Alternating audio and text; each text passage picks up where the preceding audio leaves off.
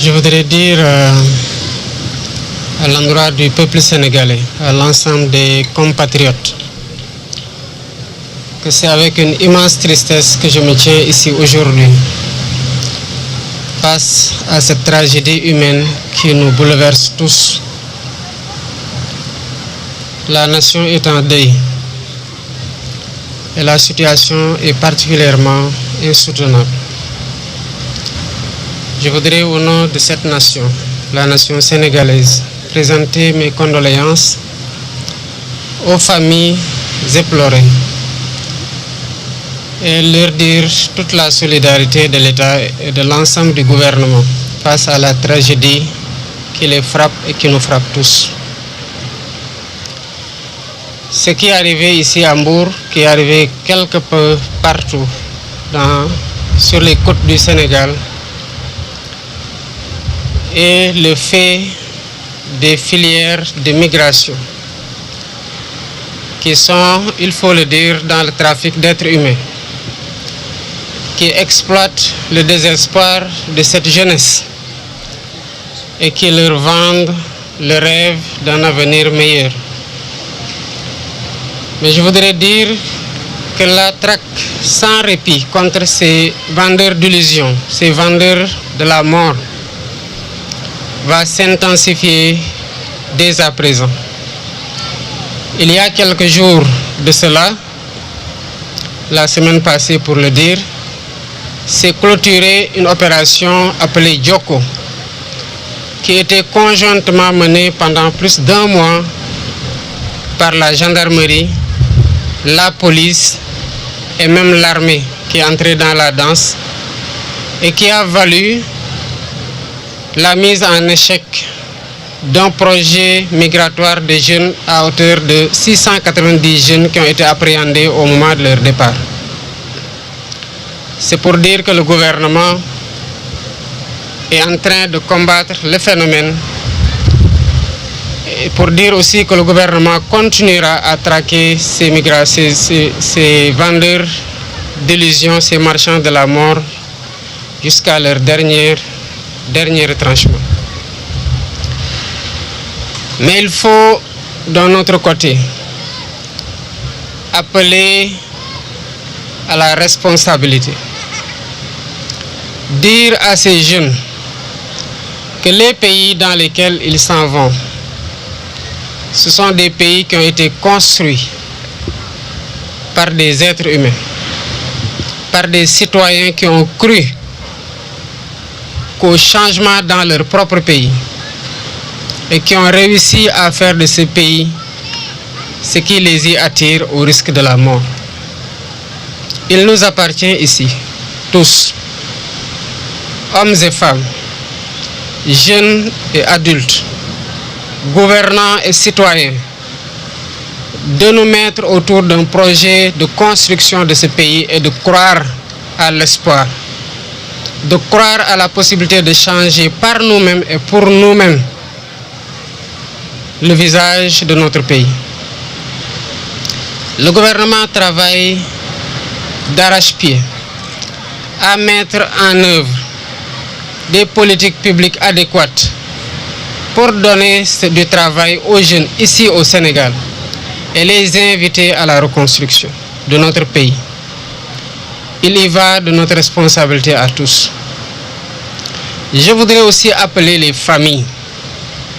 à mettre moins de pression à ces jeunes. La pression positive se comprend de la part des parents sur les moins jeunes et sur les jeunes. Mais la pression ne doit pas aller au-delà de la motivation à travailler, à se serrer la ceinture et à y croire et à avoir de l'endurance dans les difficultés, mais ici au Sénégal. Elle ne doit pas aboutir à faire prendre le risque suicidaire d'emprunter les vagues. Il n'y a que la mort qui s'offre comme alternative quand on prend un voyage aussi périlleux. Le gouvernement continuera à mettre tout en œuvre pour dérouler les politiques qui permettent aux jeunes de travailler. Mais encore faudrait-il que l'ensemble de ces jeunes comprennent qu'il n'y a pas de saut métier, Les métiers que beaucoup d'entre eux exercent ici sont les mêmes qu'ils cherchent à exercer ailleurs, ou même des métiers moins valorisés. S'il ne s'agissait que de jeunes qui n'ont pas de travail, encore on pourrait dire que c'est le chômage et c'est l'envie de se réaliser. On comprend leur désarroi. Mais il y en a qui ont du travail et qui veulent malgré tout arrêter de travailler et qui prennent les vagues. Cela ne peut être une option. Je voudrais aussi appeler à la solidarité des populations. Dans les prochains jours, le gouvernement mettra en place un numéro vert. Parce qu'il ne peut pas y avoir de départ dans les conditions où les gens empruntent la mer sans qu'il n'y en ait qui en sachent quelque chose. Mais ils ne doivent pas se taire parce que quand ils se taisent, c'est des centaines de jeunes qui perdent la vie. Et c'est ces jeunes-là qui doivent reconstruire le pays. C'est ces jeunes-là qui constituent l'espoir. Donc, les forces de l'ordre font un travail remarquable. Ils vont encore l'intensifier. Mais il faut que les populations, quand ce numéro vert-là sera mis en place incessamment, qu'ils se mettent à dénoncer les filières de migration et à dénoncer tous ceux qui sont en train de convoyer des jeunes vers les vagues de la mort. À défaut, il sera extrêmement difficile de combattre ce phénomène. Il faut que les jeunes et les populations comprennent que la situation qui a fait prendre la mer à ces jeunes pendant des années ne peut être résolue du jour au lendemain. Il faut du temps pour que les solutions qui sont mises en place opèrent et que les conséquences positives se fassent ressentir. Entre-temps, il nous faut prendre notre destin en main en tant que Sénégalais ici au Sénégal et ne pas fuir les difficultés et les défis qui s'imposent au peuple sénégalais, jeunes, vieux, hommes et femmes qui doivent relever ces défis-là. Voilà ce que je voulais dire en présentant à nouveau toute ma compassion et la solidarité du gouvernement à l'ensemble du peuple sénégalais, mais aussi à l'ensemble des familles éplorées dans cette tragédie. maa ngi taxaw fii ci Mbour ci plage bi ak tiis ak naqar gu mag gu amul fu ñu ko mën a xayma li xew fii musiba la te musiba mënu ko weesu ndax bu ñu waxee ne am na gaal gu am lu mat juróom-ñett fukki nit ñu génnee ci ñeent kese ñoo xamante ne ñu ngi dund boobu ba tey ñu ropp ci lu mat fanweer ak juróom-ñaar ñeneen ñi gisuñu ko jéeye ci réew musiba mënul weesu loolu ñii def lii nag di jël ndaw ñi ci seen naqar ak seen ñàkk liggéey gu ñu nekkee ñenn ñi sax am fi liggéey waaye ñu di leen gëmloo ne feneen moo gën ba tax ñuy jël alal guñ ciy dàq rek tax ñu jël ndaw ñooñu di leen yóbbu ci di leen yóbbu ci géej gi pour yóbbu leen Espagne wala feneen ñooñu gouvernement bi dina ko jëflanteeg ñoom ba mu mat sëkk te dinañ taral daan yi te dinañ leen rëbb ba fépp fu ñu mënte nag ñu fekk leen fa ndax lii mënta wéy kon li xew metti na ci njaboot gi ñàkk seeni njaboot waaye seeni doom waaye metti na tamit ci askanu Sénégal yépp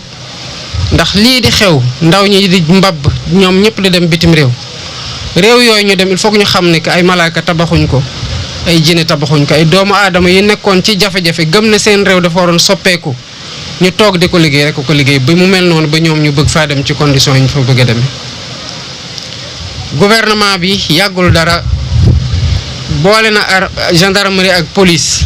armée sax boole nañ ko ci lu ëpp weer ñu ngi doon dàqante di patrouiller ci plage ba tere nañu lu mat juróom benn téeméer rek juróom-ñeent fukk ñoo xamante ne dañu doon waaj a dem ñu téye leen kon gannaaw solution yooyu ngi ñuy ut pour tere nit ñi dem ñu ngi tamit uti pexe pour jox ndaw ñi liggéey waaye dëgg gi tamit mooy du ñuy dem ñëpp amul liggéey am na ñoo xamante ne am na ci luñ jàpp waaye xëy na dañoo bëgg lu gën a bari ba tax ñuy jël risque yi ñu bëggoon leen wax ne àdduna dara xëyul sotti te njaboot yi nga xamante ne ñooy teg pression seeni doom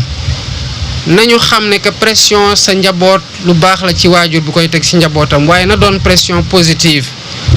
maanaam di ko ñaax mu gën a góorgóorlu mu gën a am jom waaye jom ji ko toogloo fii muy liggéey li ko yàlla wërsëgale mu téye ci loolu pas teg ko pression ba moom dootul xejjati Sénégal ba dem wala dee wala des fii gën nekk ñaari alternative yi mu am loolu mënti doon pexe kon na Sénégalais yépp xam ne lii xew fii solution yu gouvernement bi ñëw doore egsi di mettre en place mënul xëy rek ñëpp amandoo liggéey ci ndànk-ndànk la ñuy saafara problème yi ñu fi fekk ba ku ne xam ne Sénégal ñu ngi koy liggéey te ku ne jàpp xam war a jàpp na tamit sa loxo dañ ko ci war a dugal kon dina am idiir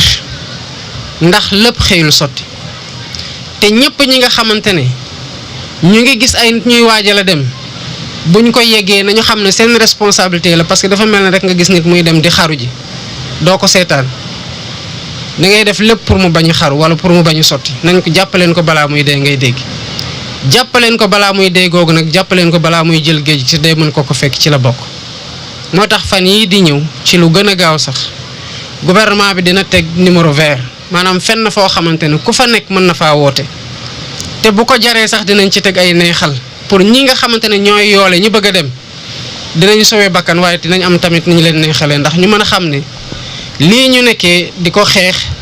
gouvernement bi kese doyu ci ndax gouvernement bi mënul nekk ci plage bu ne waaye ku ne ci plage yor fa sa téléphone gis ay nit ñu dem xamal ne jéego toll nii war na ci mën a am kon sa responsabilité en tant que jullit mooy ku gëm nga war a mën a tere nit ñi jël risque bu toll nii lu xew nii ñu ne 80 personnes ñoo ci nekkoon te 4 rek ñoo ci rescapé kon daanaka lu mat juróom-ñaar fukk ak lu teg ñàkk na fi seen bakkan te lii bu muy xew ba tey 2007 ba tey ba 2024 bii ñu nekk nii léegi mu ëpp ñaar fukki at ñi ci ñàkk seen bakkan bëri na lool te ay ndaw la ñu ñoom ñoo war a tabax réew mi kon responsabilité collective bi ak solidarité bi entre ci biir Sénégalais yi